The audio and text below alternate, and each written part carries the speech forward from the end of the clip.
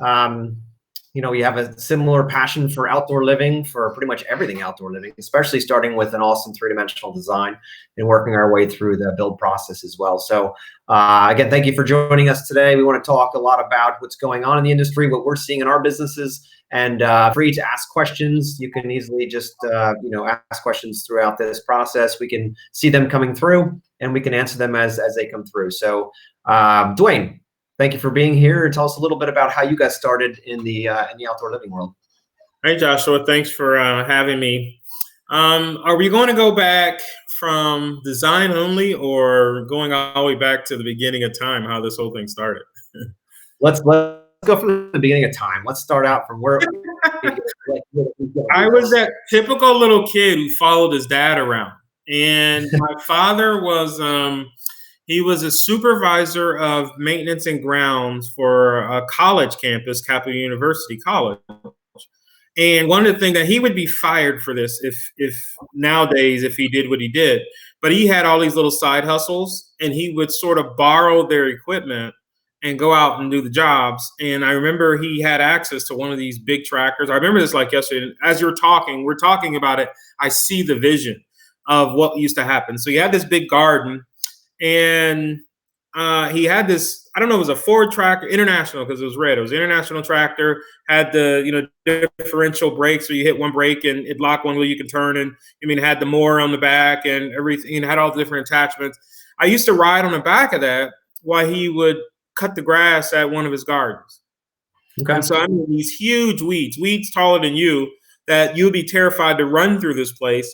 But as long as I was on the back hanging out with him, I felt I was safe. But I got to hang out, and I'd literally ride on there for maybe 2-3 hours at a time, just rolling with him. I don't remember the conversations that we had, but I just remember being there. And out of all the brothers, there's 6 of us total, and I was always the only one who would chase him. Like, the punishment was that I couldn't work with dad. If I got in trouble at school or anywhere else, I couldn't go to work with my dad. That was my punishment. So that's sort of how it started at 8 years old. Nice. Everybody has a story that's somewhat in that frame, right? It's something that just kind of happened, and then pretty soon they found passion and money in it, and they're like, hey, let's pull forward. We get to be outside, we get to enjoy ourselves, and to build beautiful things. So yeah, it's really cool. So tell us a little bit about your business model. Your business model is always intrigued about how you serve, across the United States, and design and manage and build and all that good stuff. So tell us a little bit about how you got into that, and exactly how that works. Well, the business model, I guess everything has a beginning. The business model actually started as a derivative of a paver patio company that we had. And one of the things about interviews, I always make sure that I'm straightforward and blunt, no matter how hard it hurts somebody's soul. Here's what happened. We were in my wife and I own a brick paver patio company where we did pavers only. Now, I evolved from grass cutting, and then I got into brick pavers, and then that's sort of where I'm starting from, is a time from brick pavers. I was always designing some really unique paver patios, and it was just a brick paver patio and brick paver walls, the 4x8 by 12 blocks and all that stuff. But I always wanted to do something different. I did color banding. I was probably the one who started that in the beginning, all the different colors and styles, and putting bricks on different angles. But what happened was I started drawing these things in 3D because the designs are so wild, it was hard to get the clients to understand. And I happened to go out there, I was playing on the internet one day, and I saw somebody, I don't know if it was a company. Oh, it was Harmony Outdoor Living, the company that made the grills and the fireplaces that were sort of mods that were already pre-built, and you put them on. I saw like a 3D render of what they did, and like that was like the hottest thing since sliced bread. So I looked at research. I tried Google SketchUp. I struggled on it, and then I found this company, Structure Studios, that I started working with, and I just started playing around. But as I was playing around, people were really literally calling me up like, hey, man, can you do this for me? You do this for me. And one guy flew me to Chicago before I moved here to go meet with them. And it was actually Harmony Outdoor Living, to go work with them and develop their program, to start from there. So Viz X did not really start as a design firm. It started as the ideal of being a rendering company for other companies throughout the country. That was the whole idea. And that was the reason, like, it's crazy how this whole thing worked.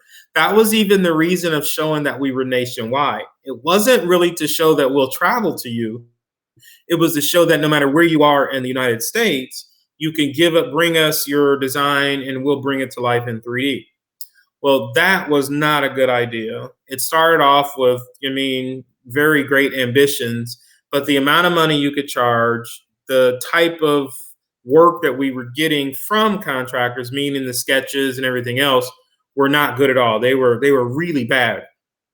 So that idea was bust, and pretty much in the middle, we had to become a design firm. I had to learn how to become a legitimate, outdoor living landscape designer. I went to school for architectural engineering, but not landscape design. And so it was almost like, how they say you burn the ships and come to shore.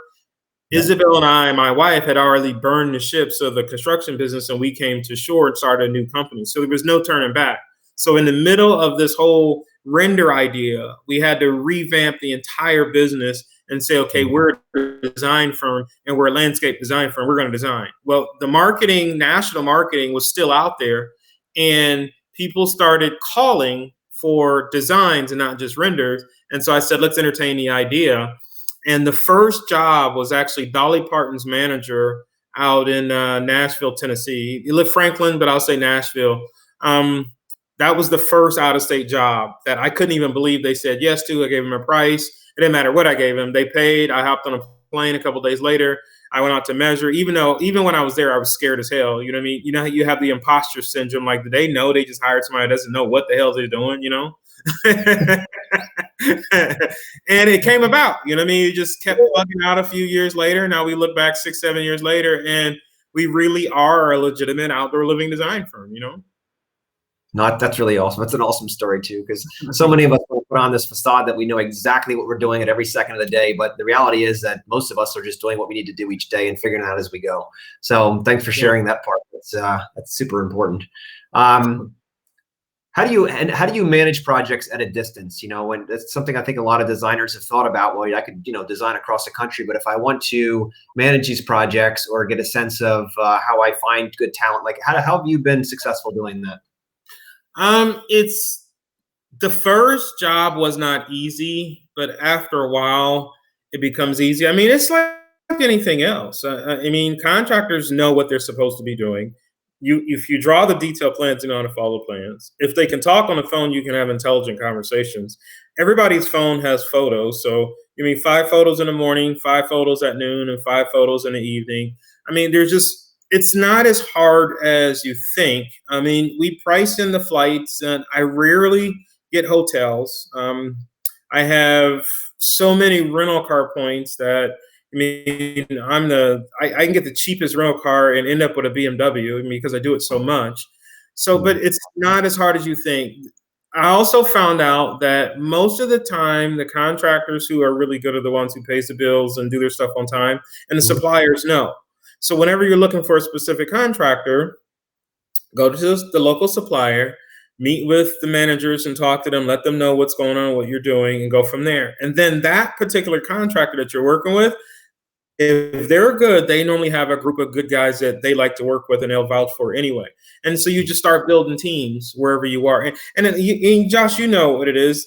Once you start having conversation with some of the contractors, you could tell who knows what they're talking about and who's not. Exactly.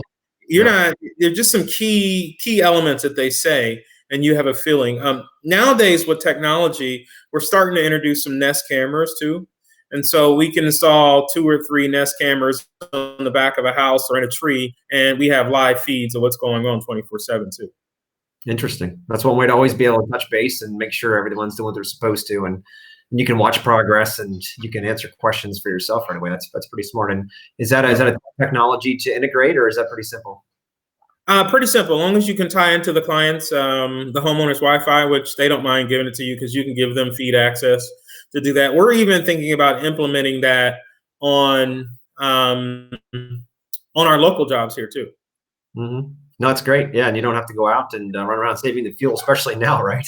It's I like going out. I have to go. Like I'm such a, even though I'm this designer, I'm still a contractor before a designer.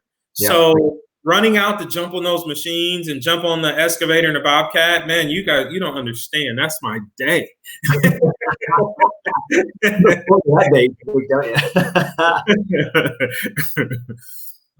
So do you design for other contractors, or you mostly want to design for homeowners directly and manage? Like, what is your sweet spot? What is your specialty? Yes and no. I will design for contractors, but I have to let them know up front that I am a design snob, and I'm honest about it. I'm straightforward about it. There's a style, there's materials that I like to use, or materials that I want to go in with the job. If you're not used to it, if you're intimidated, or if you're the alpha male contractor, we may not be a good fit for each other if you like to do certain things. What I tell contractors are, if it's above your wheelhouse, let's work together. I mean, I like to work with you to use new materials and new items. I'm also the opposite end of the spectrum too, is that I take a lot of input from my contractors who install. I'm not the guy who locks in a job and doesn't allow the contractors to put their input on, like, if they need to change some things, if they think some material's better, if there's something I didn't catch, I take their input all day long. Actually, one of my main contractors here, he's becoming a design snob too, and he's sort of telling me things like, "Man, you should have done this or you should have done that," and I listen to him, and I say, "Hey, if you change it, show me what it's going to look like. I'll agree or disagree to the change," and most of the time I go with his changes. Yeah, I mean, especially boots on the ground, right? They can see things and think, "Hey, maybe we don't need a step here. We can adjust this," but it's important to have those good trained eyes on the ground. Yeah, that's really cool. It's really cool. We got a couple of. I was just trying to get into my my Facebook feed here because this Be Live doesn't allow us to give a Facebook username, so I'm trying to see who's watching us here. So we got Kyle Stevens. Hey, Kyle, thanks for tuning in here. We have Jonathan. We have George Ocampo. Yeah, this is George. Hey, dude, George is like, how you're my sales mentor. Yeah. George is my design mentor. Almost every design that leaves this office, it's inspected by George. I'm not joking, and he's sort of brutal too. Like, he's real smooth, but he's tough, man. Hey, he sent me an email one day. He said, he did it nicely. He said, just want to let you know you need to fix this, do this, because if you put that out there, some people out in Dallas are going to think you don't know what's going on. And then and he was nice about it, but he was really saying, dude, you don't know what you're doing. You need to fix this now. Before it goes out, right? That's awesome. So, question for you now is, how is business in Chicagoland area? In your business, are you hearing the phone ring? How is it different than a normal spring for you? Okay, we're gonna have straight coronavirus direct conversations. The phones have slowed down very, very slow. Okay. The good side is the people who are calling are very interested. Yeah. And we have a really good conversion ratio with the people who are interested. Like, we're still doing business, we're still closing deals, we're still moving ahead. It's not as hot and heavy as we normally would expect the spring to be, especially the position that we are in. Yeah. No, we've had a similar situation where the phone slowed down a lot, and we were fortunate to have a lot of designs in the pipeline, so we're still working through those and still moving that forward. People don't seem to have much of a problem putting down a couple of grand toward a design or toward permits, toward a project, or add-ons to a project that's already been contracted. But we've seen a bit of slowdown in the bigger ticket items being sold, and I feel like it's mostly just pent-up demand at this point. People want to get some clarity of what's coming next. What the economy looks like, what does 3, 4, 5, 6 weeks look like from now. So once that clarity has been defined, the market's already doing better today. Once it's been clarified, I think that people are going to start to spend some of that pent up money, because they want to make sure they have enough in case this lasts months or who knows how long. But once there's some clarity, I think that's going to really help ease up on those purse strings.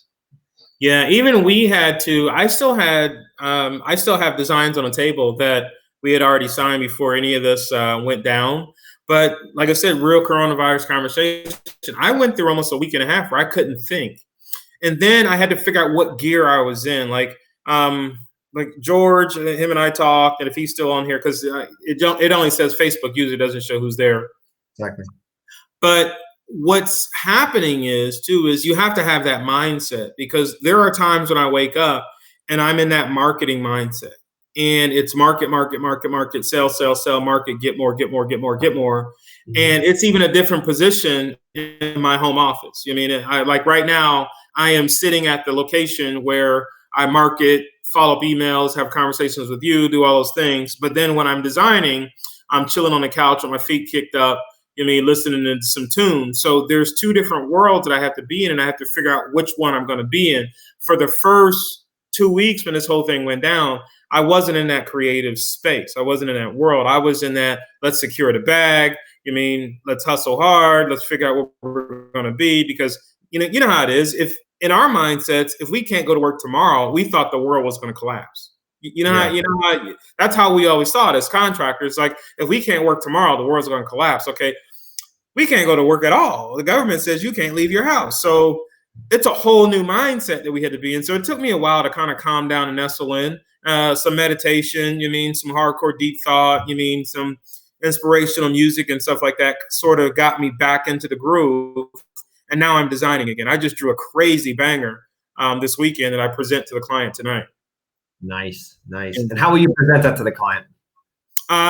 Same video conferencing. We're using Zoom. The Zoom, what I like is I have the ability to share my screen, so I can present the design directly from my software off the screen and go to him. And then, from the vlogging and the music and all that. And I used to DJ music too, like DJ parties. So I have a background where I can cut and edit video. And once I'm done, I'll give them not just a flyover, but they'll get an edited video with music in the background. Up the beat music and everything of what their design looks like, to sort of give some excitement too. That's awesome. It's almost like a party in their backyard without it being done yet, right? Yeah. And I fill them out. Like, I'm really judging them when I'm talking to them.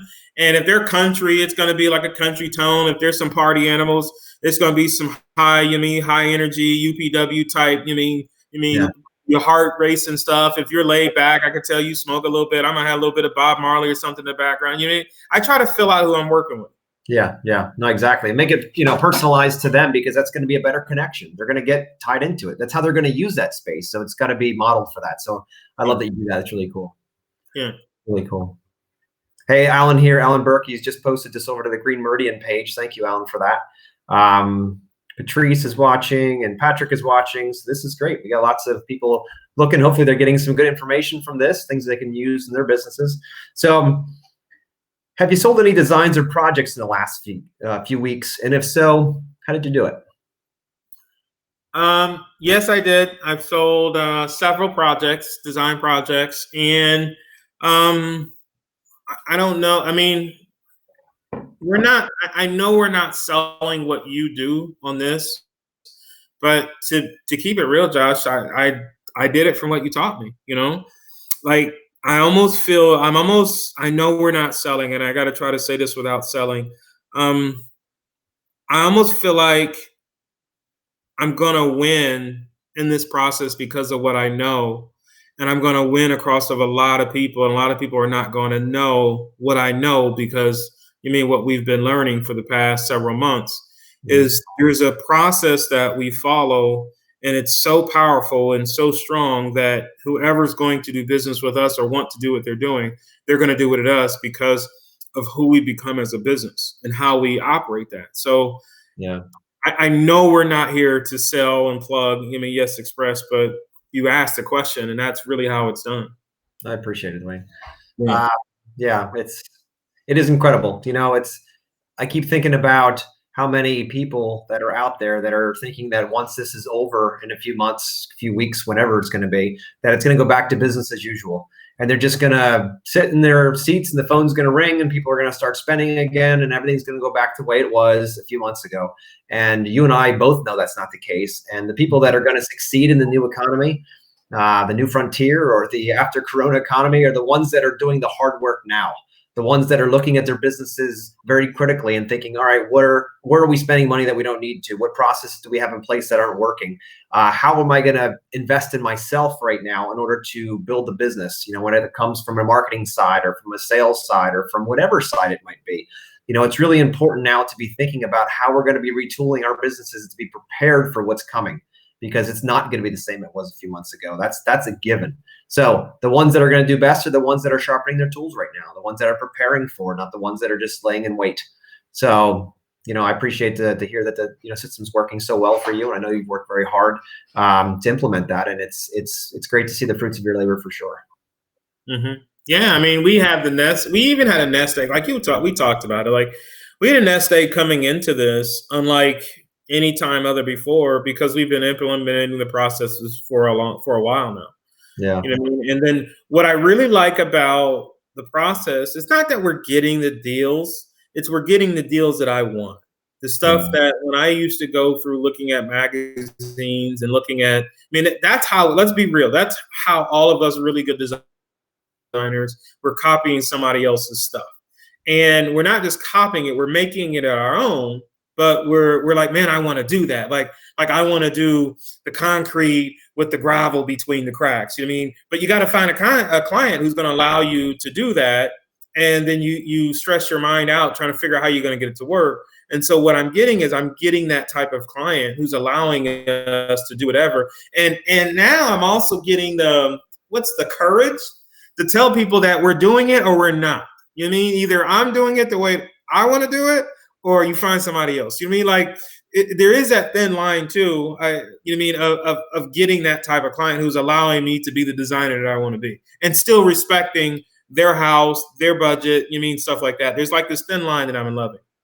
No, it's perfect. And, we all talk about in business, any business, we talk about trying to find and capture our ideal clients, right? If we could pick 3 clients we've worked with in the last 5 years, our favorite clients, and replicate them, who would they be?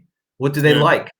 What do they drink? What do they drive? What do they do? Where do they go on vacation? What is their favorite color? Where do they live? Is there any threads of commonality through all of that, so that you can speak to them more directly? Because we all want to work with people that we love to work with. So that's really important. And, any system that you install into a business can help guide you in that direction and get you to a position where you could have more of what you want. Because ultimately, if every day you could wake up and work for your ideal client doing what you love, how much better does life get? Yeah, really. It's a deal changer for sure. So that's really cool. Now, how is your area in Chicago handling the shutdown? Where are they right now, and what are they allowed to do? And what is your thoughts on that? I don't know. It's I live, Chicago is it's a weird, not weird, actually it is different compared to a lot of cities that I travel. The difference is we're all on top of each other compared to, a lot of other places where you have to drive somewhere. Like, I used to always tell people that, traveling across the country, when I need to put gas in my car, when I travel anywhere else, I got to GPS myself to the gas station. Yeah. Well, when I leave my house here, I turn left or turn right. So we are under a lockdown, but everything is so close that it's sort of, it's weird. Like, sometimes I feel like people choose to social distance on the areas that they think they need to. And then on the other times, there's no social distancing at all. So it's sort of weird. We have this new mayor, and they got memes of her because she has this real tough look. So now all the memes is the mayor is telling everybody to stay inside, don't leave. There's all these little notes everywhere. And so like I'll give you a scenario. If I need to go get some eggs, I don't have to stand in line because Meijer is literally 2 minutes away. Like, I literally walk and leave matter of fact, during this interview, I could run to Meijer's, go get some eggs and come back, and we can still keep this interview going. It's that close. And I don't know. Working, we are seeing some slowdown, but social distancing, we're there. What I am seeing though, this is what I don't like. We're losing humanity. Nobody's saying hi anymore. And everybody's looking at each other like the next person has the plague. That's what I don't like. Yeah, I don't like. Yeah, you and me both. We can't wait for the day that this is over and everybody can start hugging and high-fiving again and just getting back to reality. I know that'll be a slow crawl, but we'll get there. I think it's so deep in us as human beings to need that connection. So, it is crazy. It is crazy. Is it still possible to work in your area as far as landscapers? Are they still able to work? Are they considered essential, non-essential? How does that float right now? We're considered essential, but we have like my lighting company. they're on hold. And I get it, because they can operate, but every business operates off of sales. So Yeah. if they're not pushing a whole bunch of sales, their operation is going to suck them dry. So they're on pause right now. We're waiting to see when they're going to get back. So they're halting. A couple projects that we have. Suppliers are still open, but like, give you a scenario, Granite Countertop Company, they're like, nope, we're not open. And now you can't get jobs done. So it's like, do you push forward? Do you not? Simplistic jobs, we've moved forward. We did finish one early this spring. Our main contractor, he went off and he has a couple jobs, but they're very simple. And even he's still having some issues getting into some suppliers and not. So, it's just a tough time. I wouldn't say it's tough as in hard. You just got to learn how to navigate. I agree. And the crazy part is, let's see, Patrick was mentioning here that, some designers and landscapers for different parts of the country, it's not really affecting them. I've heard a lot of reports from down south where they still have some of these the Corona protocols in place, but they're still able to kind of move forward. There's not a huge problem like we have here in the Northeast, or like they have out in Washington State, or, in the more dense city areas. But it seems like in the South, a bit less of this. So it's interesting to see how the country is adapting and adopting to all these measures. So we're also in Chicago. Like, you got to think Chicago, New York, LA, and maybe Miami and Dallas are considered the really big hubs of America. They're going to focus on us more than anything else. You take a look at the numbers. Now, we have been declining, but Chicago itself, I want to say, is maybe 2.8 million, but Chicagoland is about 10 million people. And to have that many people in this small sector, they're going to have our eye on us a lot more than anybody else. So if you're down in a rural Georgia or a small or not bigger cities, out there, you're going to be able to move a little freer than you have Chicago when the president is speaking on the podium and he's speaking of Chicago and speaking about the governor. Their eyes are on these cities, and it's going to slow us down a little bit. Like, our economy has to turn here, or we got to keep moving some way, shape, or form. But their eyes are on us. Like, we're at a job site when we're worried about a neighbor calling the cops on us. Yeah. No, I hear you. My guys are out working too. We're still considered essential here in Pennsylvania, thank goodness. But we're walking on eggshells, not knowing what's gonna transpire. But we know we're legally allowed to. And we're keeping our safe distance. Only one or two guys on a job site, like doing all of the things that we're supposed to do. And, we're still doing just fine with that. But other projects are on a standstill because certain things you can do and certain things you can't. Certain contractors are shut down and all that. So Kyle had a question here. He said, once the pause is over, we are at 100% shut down in New York State. Yeah. So being that we use service partnerships for installation scheduling is going to be difficult. April is now potentially June. What are you guys doing to entice your craftsmen to put your work ahead of their potential work? It's a good question, Kyle. That is. So how do we thinking? So I can jump in here. What we build partnerships with our contractors, and we assure up their schedule every month. Say it's 1 week, 2 weeks. We have that kind of loyalty and trust built in with our contractors. So we say, look, we want 3 weeks of your schedule for the entire year. If that changes, we'll let you know. So the cool part is that, we don't have to then wait in line for their work because they put on other crews to handle their own work so they can have us be a focus, at least as part of their company. We just keep on them right now with a job supply. We're just fortunate enough right now to have job supply in order to be able to fulfill a lot of the stuff that they have that's falling off of their side. So it's really a huge win for them to have somebody like, Masterplan here feeding them work in a time when some of their stuff is not going through. So that's helpful for them. But at the same time, we're also cognizant of the fact that they have their own jobs too.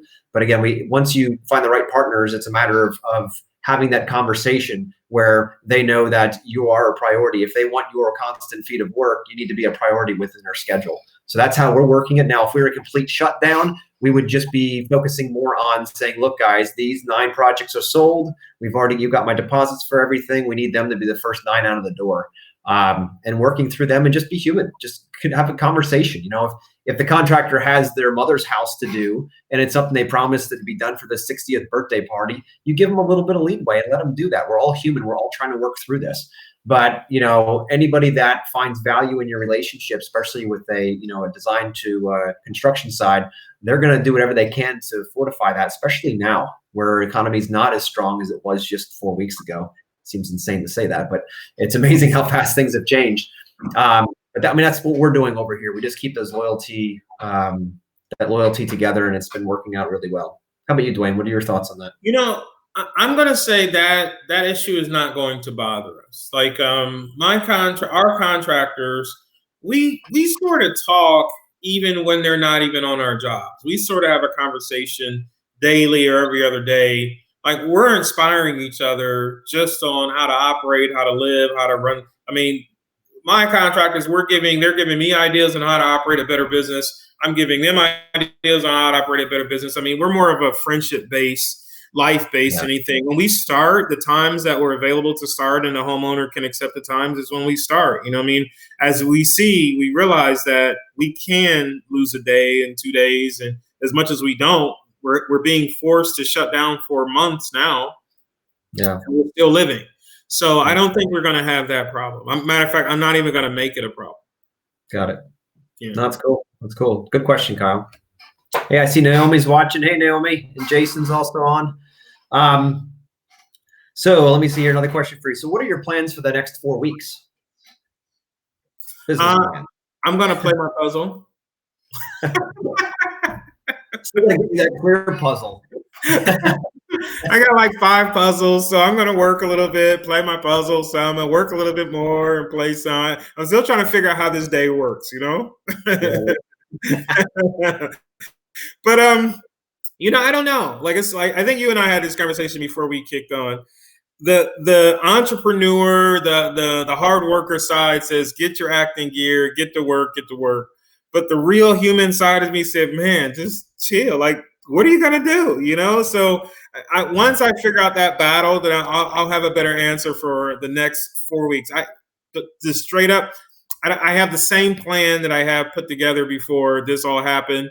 I have the same target for the finances that I want to make. I didn't change any of that. And I'm still pushing as hard as I possibly can for the marketing to get it. And phone calls are still coming. People are still dealing. Like, I just picked up another out-of-state deal yesterday. So, I mean, we're trying to figure out how I'm going to get there. He happens to own an airplane. So we're thinking he's going to come pick me up and then fly me over. But then he's like, dude, if you got the corona, then I'm going to have the corona. So we're trying to figure that out too. So, but it's not stopping, you know? That's awesome. That's awesome. So you've seen some sales coming in, for, I know spring, everything like that, but in the corona and all that stuff, but have you seen some decent sales coming through the door, or at least decent prospects? Yeah. We're still getting some really nice budgets. But what's happening is, and this is what I was saying about the program, is we're getting the clients that were needed to work with people like us, compared to, and I hope nobody takes any offense to this, because this is not offensive at all, but we're the basic, the company that I used to operate before I got into this design firm was just a paver patio company. I mean, we'd put in a 300, 400, 500 square foot paver patio with some seat walls, around fire pit, around seat wall, and maybe a tree in the corner. Okay, that's what we did, and that's what I had 2 crews humping out. We were doing almost $1 million a year doing that. That client is not calling us, and that's not the client we want to do business with anyway. So we're getting the client who wants to do business on a higher level and wants different materials, wants us to pay attention to detail and stuff like that. So we're in a good spot. Good. Yeah. I think the people that have the money are sitting back just watching what's happening. And I think they're just kind of waiting for that clarity, like I mentioned earlier. But I don't think that their buying decisions have changed. I think, heck, being around their house, stuck in their home, not able to go on vacation and be able to do what they want to do, probably working from home, they want to change things around their house. And it's put a magnifying glass on that for them. So, now that the weather's getting warmer, Pennsylvania today, it's 65 and gorgeous out. Flowers are blooming in the trees and the daffodils are up. Like, spring is here, rebirth, life is back. And even with corona in the air, it's still, people have this sense of starting new and fresh in the spring. So we're going to see that swing Not as strong as usual, of course, but we're going to see people outside. They're going to be thinking about what they want to do when this thing clears up. And I think we're going to see more and more, clients calling to do some upgrades in their properties because they're just kind of getting sick of what they had. They've been staring at it now for weeks, which could be even more weeks from now. So all of that, I think, is going to play into our favor. We just got to be prepared for it. That's all. Mm-hmm. Yep. Awesome. Where are you traveling for 4 months this year? Who asked that? Let's see. That is Alan Burke. So where are you traveling for 4 months this year? Yes, because yeah. Oh man, he's checking me on my business cards. And I thought about that. And I'm glad he asked that because I was putting together a spreadsheet, like the bubbles, not a spreadsheet, but the bubble chart that goes up and has the big boom at the end for 4 months. Yeah. So I was actually counting the days of times of all the travel to make sure that I do hit that 4 month. I'm going to go for it. And I was even looking about, here's the thing. I'm sort of wild about this whole thing. My other passion is a pilot, so I love to fly. So sometimes I'll actually fly somewhere for a day just to leave and go to coffee or something, just to hop on the airplane. As long as I get the right window seat, I'll take off, go somewhere in the morning, go have coffee, go hang out, drive around the city, look around, and come back home. And that could happen any day during the week, and just to get away. So that's sort of the plan, to keep doing that. So once they lift this, I know I'm going to hit that 4 month process. It's going to happen. It's part of the goal. It's a BFF. I wrote it down. It's it. I got to go for it. Yes. And BFFL is big 5 for life. So what are your big 5 things you must achieve in your life? It's from a book called The Big 5 for Life. So it's really awesome. I'm glad you put that out there because it's good conversation. Let's see here. So what's the plan if this thing lasts 6 to 8 weeks? What if it lasts like another month or 2? Like, what are your thoughts for how you're going to handle that?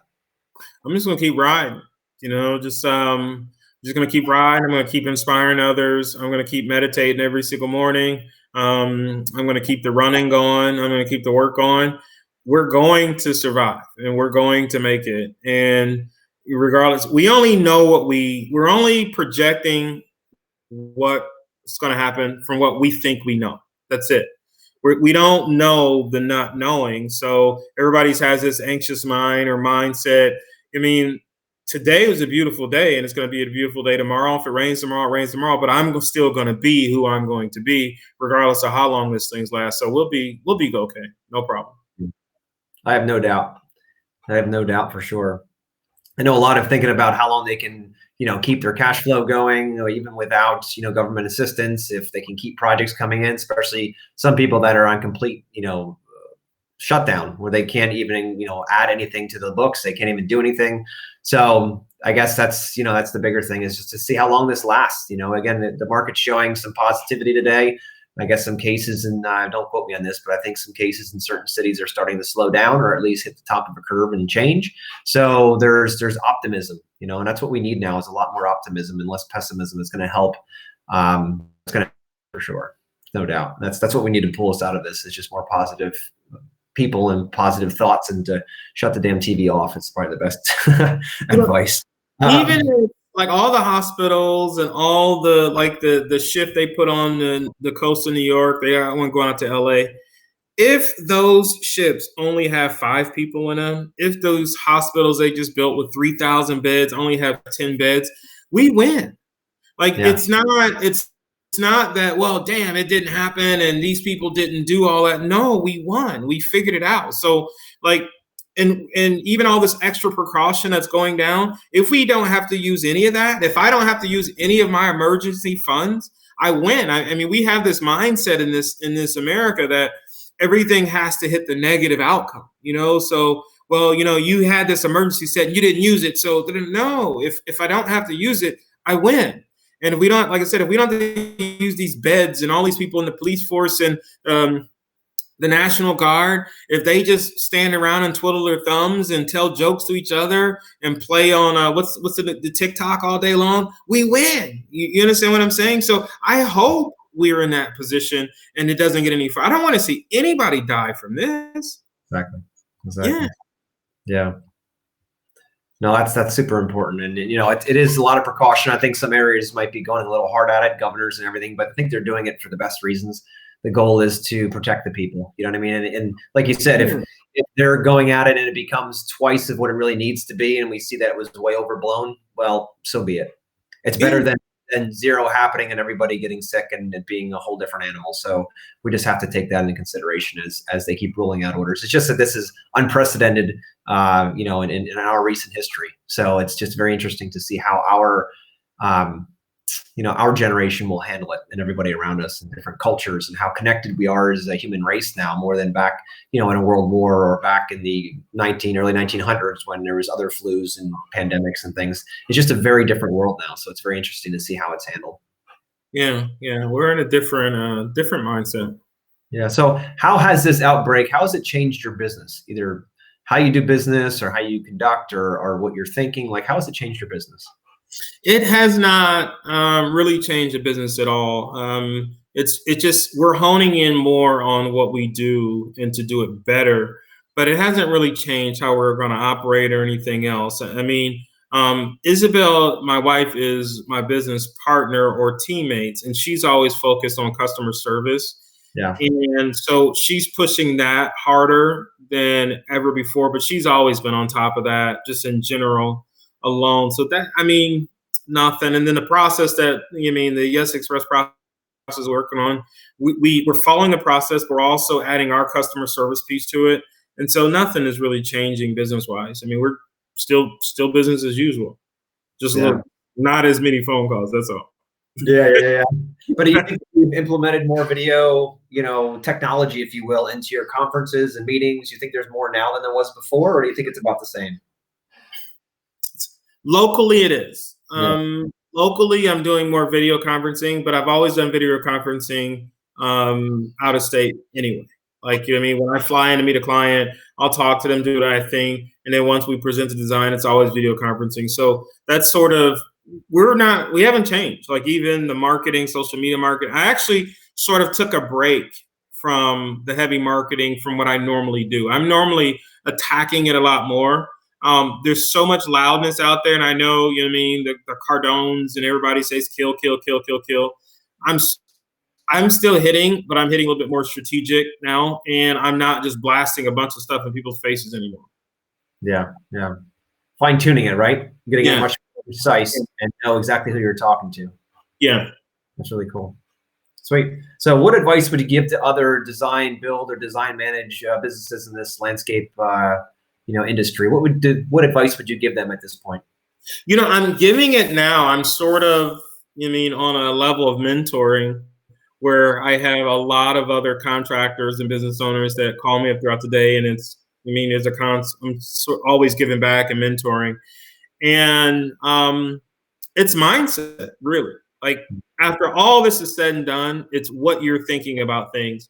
You can say one thing is, damn, they are forcing me to stay home. Or you can say, I'm home and I'm safe. So it's how you want to see it is how you're going to get it. Because everything that we see, everything that we interpret from what we see is our thoughts. So everything you see walking down the street, everything you see a police officer do, everything, it's all from your internal thoughts. And a lot of it has to do from your past thoughts and what you're thinking about it. So what I'm telling my friends or my other companies that I'm mentoring is, get out of your head and still think you're going to be okay, and still keep your thoughts there and stop thinking negative thoughts. Because I guarantee you, if you're in a negative mindset, everything negative is going to happen. If you're in a positive mindset, the positive things are going to happen. You can't just be positive either. You got to do stuff, but you got to go in that process. So it's really just mindset is what I'm telling people. Yeah, I totally agree with that.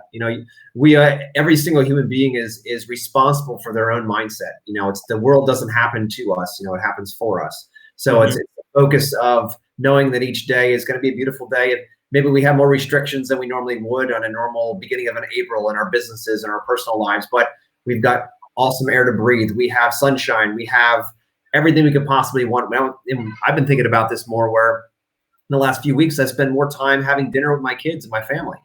I've had more time to spend with them, sitting down watching a movie, or kicking back and working outside together, or teaching something with school because they're working now home from school, but they have questions about that or helping them with homework and things like this. So it's slowed down a normally very busy springtime, right? So every spring we're always jazzed up in this industry that it's the time to go crazy, right? So when everybody says go, but this year has given us the opportunity, the blessing, to be able to stop and slow down and to really focus on what's really truly important. You know, the family, the reason why we got into this industry in the beginning, the people that are here still supporting us, all of our clients who, whether they're, you know, in good financial straits or not, but they're still here supporting them. You know, when we reached out to all of our clients back a few weeks ago and had just a good solid conversation with them, that the response was incredible. You know, they just wanted to be treated like humans. They just wanted to hear another human voice. So it was so powerful and I had such a good conversation. And the crazy part was I had some of the best conversation with some of the people that I didn't know I would have great conversation with. Because, you know, when you work with somebody on a project, you know, things go normally very well, but usually by the end, it's like, hey guys, all right, good. Thank you for what you did. We're ready to just start enjoying it and, you know, be done. And we try to keep the relationship going as long as we can with maintenance and just with, you know, back and forth conversation, because we know that each client that we leave a raving fan will tell others, and then other ones who become projects in the future, of course. But it was kind of fun to connect with some of those people who were a little less talkative, let's put it that way, and just to hear how much they appreciated somebody reaching out to them and talking through this, and just to call up and say, hey, how you doing? This is not a business call. I'm not here to sell you anything. How are you doing? How are you holding up? Yeah. So, yeah, a lot of times we live this, I don't want to call it fake, but sort of facade controlled life. That we put on this show to others.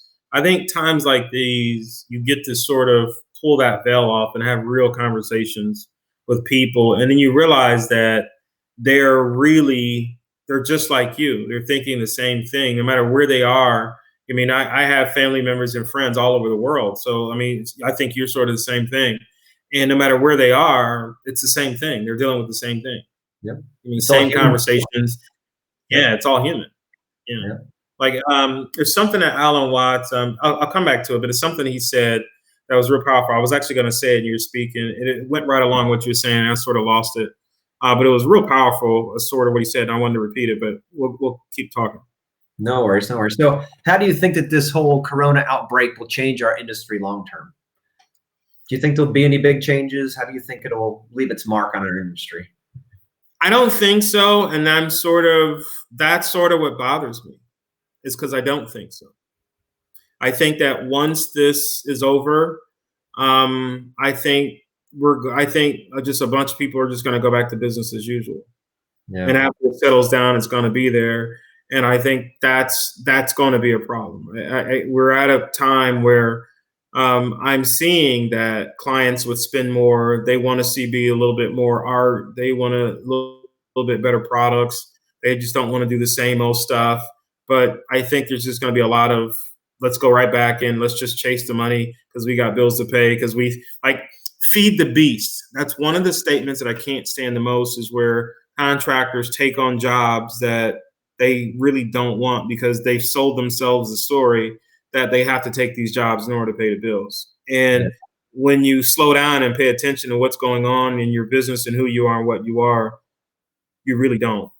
Like I'm watching a friend, and it was actually in a book that I don't know if you gave me or no, it was a Profit First book. And it was talking about the guy who does grass cutting, and he turns around and he starts cleaning gutters, and then he has to buy all the gutter cleaning equipment. And then, oh, wow, he's a painter next week because the client has to paint, and he has to buy all this equipment and everything else. And then he has to maintain and keep these things. It's like, that's going to keep going. It's not going to stop, and it's probably going to get worse. So I wish people would take the time to, per se, learn a foreign language right now. It doesn't mean learn Spanish, but take this time to learn what a client wants, how to evaluate a client, how to ask the right questions to the client, how to spend more time learning about architecture, design styles, how to really elevate your industry to another level so you can be more valuable. Like, I'm not worried about anything we're doing because I know we're of value to our industry. Like, you're paid according to your value. And when clients call us up, they know they're calling a company that's really going to come with it. And so I have really no fear of what's going on right now. No, that's a good point. And, keeping with the mindset of value first, right? Thinking about any way from your position of your client or the position of your prospect, thinking about what they're going through right now, the pain that they're handling, whether it's kids being home, them being teachers and parents, and then having to work from home, like trying to get in their boots, in their shoes, and figure out how, as an industry, that we can help them through that right now, or make it as painless as possible for them. So that's how we're taking it here at Masterplan. We're thinking through and saying, the long-term effects of this coronavirus, are still yet to be seen. I think that most of us have figured out that we can conduct meetings, we can conduct even sales meetings over the computer now, something that we probably never would have tried, or many of us wouldn't have tried just a few weeks ago. And now all of a sudden it's become a standard. Communicating between groups, all digitally is something that's new to a lot of us, especially in this industry that is, very deeply set into the old-fashioned traditions. So it's really fun to see this coming to life and seeing so many using it in different ways and learning every day about how somebody else figured out something even better than you could have thought of. And just watching that evolution, the growth, the constant growth is really what excites me about it. But, in the long term here of our industry, I think that for the first few months after this, we're going to have some supply chain hiccups, I think, because a lot of our supply chains have shut down, especially foreign supply chains coming into the U.S., building products for grills or, any other thing they're going to use outside, anything that's not U.S. soil based, even parts. You think about how many things are made in China and how long they were down, and then all the shipping lanes shut down and all of this stuff happening. So with that being the case, I think we're going to feel that later. I don't think it's going to stop the industry, but I think we will feel some of that. But there's this thing about America that we can get through just about anything, right? We're always thinking from that entrepreneurial spirit, like, how can we help? How can we do stuff? How can we solve problems in the most creative way? How can we come together as a nation to do this? And I think that this is going to, even though we're forced now to stay apart from each other physically, I think it's going to bring us closer together long term, because we're making connections now that we never would have made if this didn't happen. So it's really going to be good. So I think the long term is to be better, tighter connections, more loyalty between groups. And I think that, more people helping each other to succeed is going to be what's going to be coming out of this whole entire event. At least personally, that's what I'm thinking. I agree. So I kind of segued into my last question here about what are some of the positive changes that you see in life, in humanity, in our industry, that you see coming from Corona in general? What do you, let's leave this with a positive. So what do you think is something that's going to come from this positive? I think you answered that for me just in that last statement. We're seeing a closer connection to people and everything. I mean, you got to think about how special this is just alone, you and I having conversations. In hindsight, we are competitors. You know what I mean? Like, if you were to look at any business school or any school, this is two competitors talking and sharing ideas and saying, hey, let's help each other. A lot of the people who are on, like, I just see Facebook users. So when I say people, I don't mean to offend anybody, but a lot of the people, the Facebook users who are on here asking questions, they are quote unquote, some way, shape or form, some type of competitors that are listening, because they say, hey, we can all help each other and share our deals and grow our businesses and build together. And what I've learned is there's really no such thing as competition, because if you believe in competition, that means you believe in scarcity. Yeah. You believe it's going to run out. And I believe the opposite. It's not going to run out, and there's going to be enough. Yep. Beautifully said. Yeah, it's important to be thinking through that, because there's so many people that are thinking exactly that. If they win it over me, then that means that I lose. And instead of thinking, like, how can we help this other person do it? Because let's face it, the client is the one that makes that final decision when it comes to who it is. And if you didn't add as much value as the next person, then they win. As far as, not that it's even a competition back and forth, but it's to the victor goes the spoils. And that is, who can add the most value to your client interaction, the best, most efficient way. And whoever that is wins. And, and if you aren't sharpening your tools and you aren't constantly innovating and growing, no matter what the economic or Corona circumstances are, but if you're not growing every day by 2 millimeters or so, you're going to be left behind, because others are. Somebody else is out there doing this. So it's not a competition. It's more about being, if you can have a mindset of always being in competition with yourself yesterday, game changer. Yeah. Wherever you were yesterday, that's your competition. No one else, not a human. There's no human. It's only where you were, mindset, skill set, all of that. Yesterday, that's the only competition. That's my only competition, is who I was yesterday. Yeah. And so I look at it as a whole industry as a whole. Like, if if more and more contractors or outdoor living guys are watching these videos and talking to us, every time we go to a client's house, the average budget won't be $6,000 to $8,000. It will always be $45,000 to $65,000 to $75,000 budget.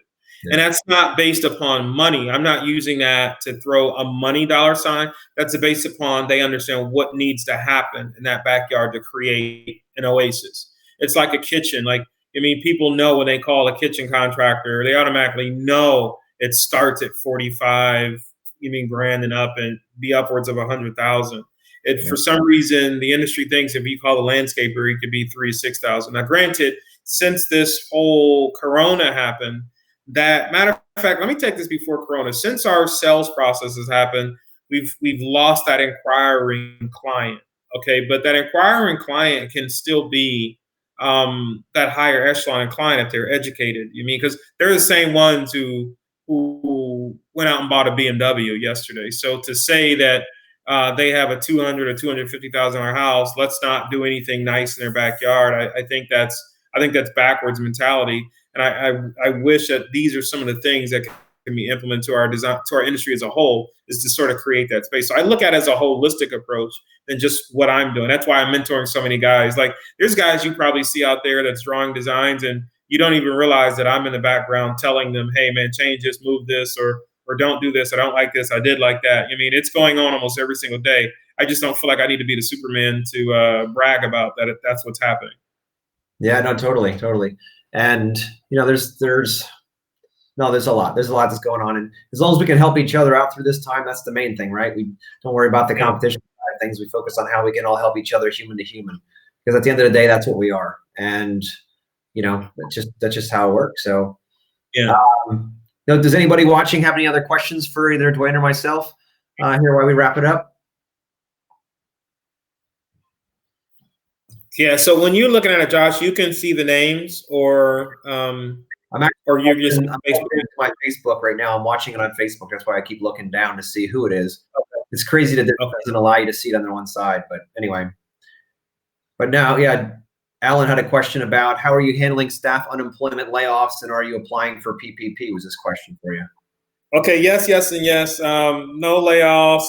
We are applying, but we still have cash in the till to keep moving. So that's not affecting us yet. We're just watching how we're operating. You mean, like, we're sort of negotiating payments on some things.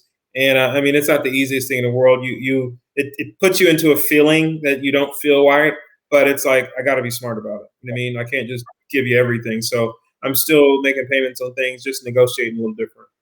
Got it. No, makes sense. I know here I didn't lay anybody off. Both my designer and my director of operations, they're still working full force here as we're able to build. So it really works out well. And as far as PPP, we're finalizing that here today.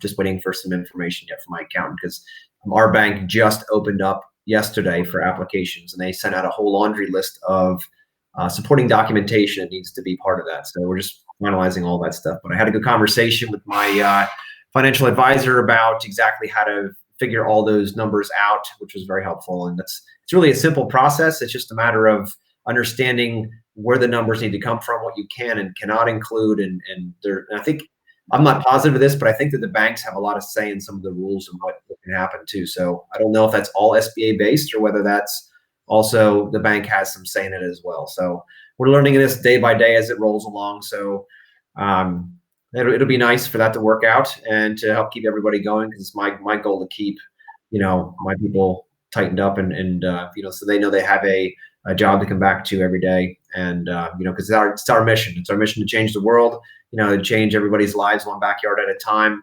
And there's nothing that's going to get in our way of that. So no coronavirus, no anything. We're going straight forward, and we will serve the world at the highest level.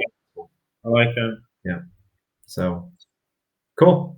Well, Duane, I really appreciate you taking the time out to share your experience here with coronavirus. And, I hope everybody listening got some good nuggets out of this.